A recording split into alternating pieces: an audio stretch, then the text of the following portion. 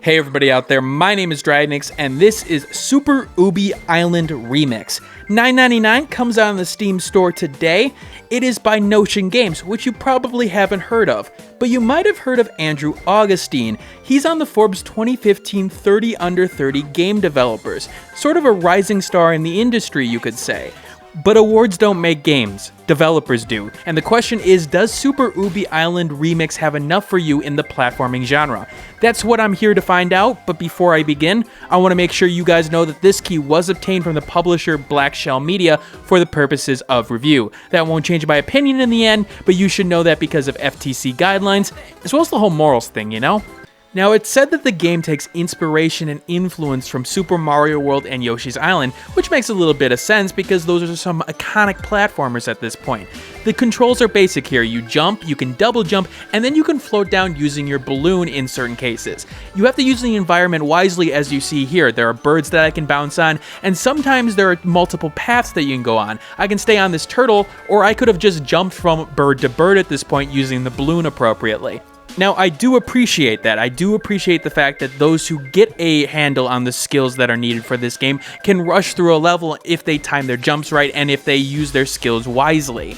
Now, the controller and the keyboard controls complement this rather nicely. You have precise control on how you're jumping, and there isn't any necessary sliding or anything that could really mess you up in terms of the precision platforming here. It is right where it needs to be.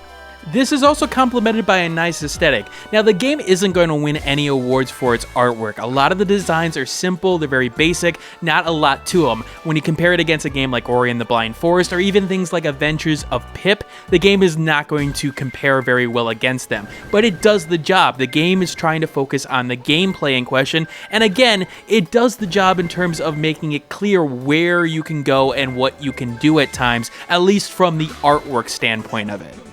Now, when the game shines, it shines when it captures the feeling of those old Super Mario games that it's trying to emulate. Things like being able to hit enemy after enemy and getting bonuses for that. So, for example, I hit 5 enemies in a row, I get an awesome multiplier at that point, which is rather nice. It does give you reasons to do that, even though the points really don't matter, very similar to whose line is it anyway. With that said, a lot of platformers nowadays are capturing the feeling of Super Mario World and Yoshi's Island in their own unique ways, and that's where I think Super Ubie Island doesn't necessarily do a good job. See, in terms of mechanics, unfortunately Super Ubie Island doesn't have anything unique it's bringing to the table. And sure, you can make a solid game with a solid concept, but you do need something to stand out, and unfortunately I can't think of what stands out in Ubie Island. Actually, I do know what stands out about the game. It's not a good thing. It's little portions of the game that really stand out in terms of game design that doesn't make a lot of sense. Now, as you saw there, I died from the TNT. Okay, that makes sense. TNT, it's explosive, I will die. But I activated at this point, and I'm like, okay, fine, let me see what's down there. What is the point of that TNT is my question, and it's little things like this that really sort of stand out to me. There's no reason for that TNT to be there, it's just sort of there to blow up for no good reason at this point. There's no way of using it to get to another area, so on and so forth. It's stuff like that that feels like maybe it was part of a bigger design plan and it just sort of left in there. And the thing is that this game's design has changed significantly when I started playing the game at this point. It had a live system, for example, and it was scrapped right before this video was created, about a day before at this point. So it's obvious that the game was undergoing massive changes, and at the last minute something else was changed in the overall picture. With the Kickstarter being as low as it was, it's obvious to me that something happened there in terms of, okay, you obviously didn't get everything done that you wanted to get done at this point. Now, in terms of technical performance, the game does run rather well, and it runs at 60 frames per second, which is what you want for an action platformer. On the flip side, however, it's the other sides of the technical argument where things start to fall apart.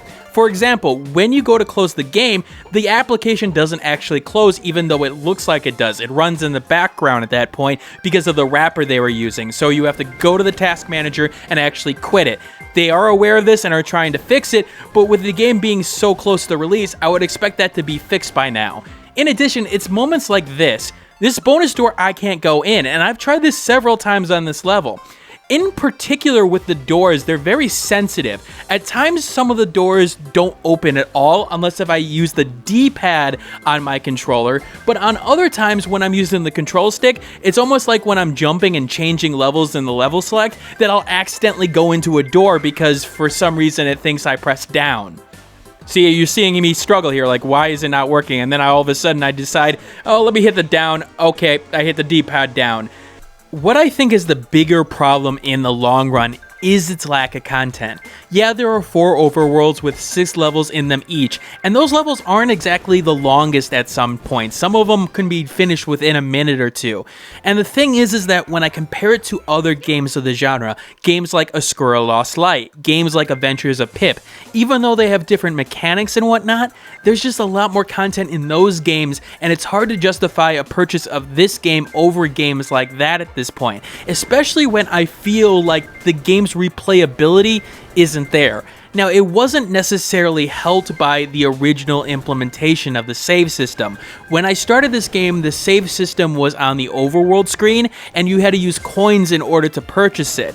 Needless to say, I missed it the first time around, and because of that, I had to replay those first levels all over again, and it didn't play well the second time around. I knew what to do, and I knew how to jump through it, but it felt rather boring, and there wasn't a lot I could do otherwise to, improve the experience. Again, there is a factor in terms of replayability, especially for platformers, perfecting your run and things like that, and I just don't think that Super Ubie Island had that portion of it.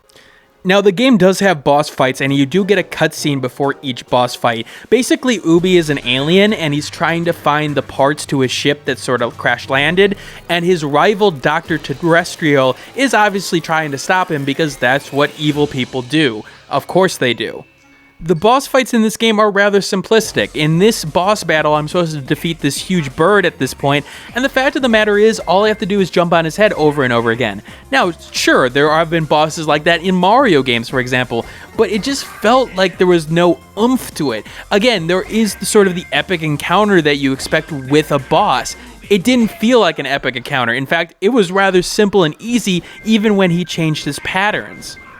See, the thing that I'm having real trouble with this review is the fact that Super Ubie Island should be a game that I enjoy. I mean, it's got the basic mechanics there, it's got all the things that seemingly would make the game nice, and sure, it's got a couple of problems, but yeah, every game's got a couple of problems. But the thing when it comes down to it is the oomph factor that I talk about, the knockout punch. The thing is that Super Ubie Island does not have it. It does not have that unique feature that really makes it stand out compared to everything else. Even smaller games can have that in some way, but in Super Ubie Island's case, it just doesn't. And maybe it's part of the fact that I expected more from somebody who was a 30 under 30 developer. Yeah, I know it's a title, and yeah, this game can be considered good by some people, but I did expect some innovation, for example. And unfortunately, when you put that title in the store description, I do expect you to push the genre a little bit.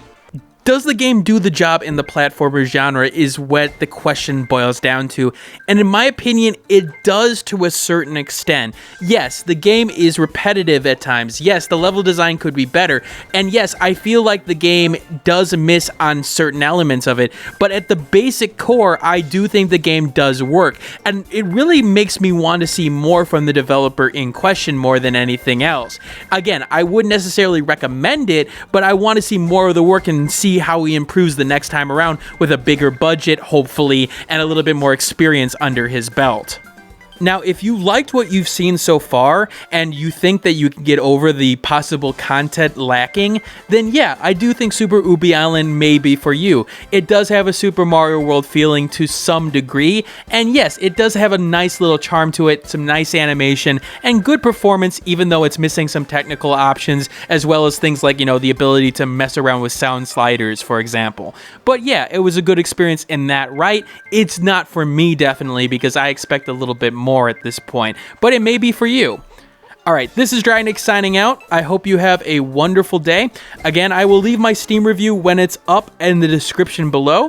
If you like this video, hit that like button, and always comment if you have any questions about the video or the game in question. I'd be willing to answer them.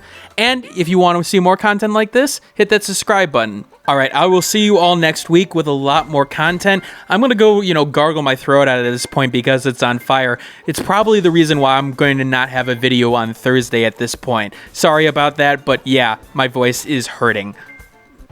Hey everybody, thanks for watching. If you want to see more content like this, hit that subscribe button in the middle of the screen. The last video I did will be in the top left, and a related video to this will be in the top right. I do have a Twitter handle at the bottom left and a Facebook page at the bottom right. And of course, you can always subscribe to the Google Plus portion. Anyway, thanks for watching and keep on gaming.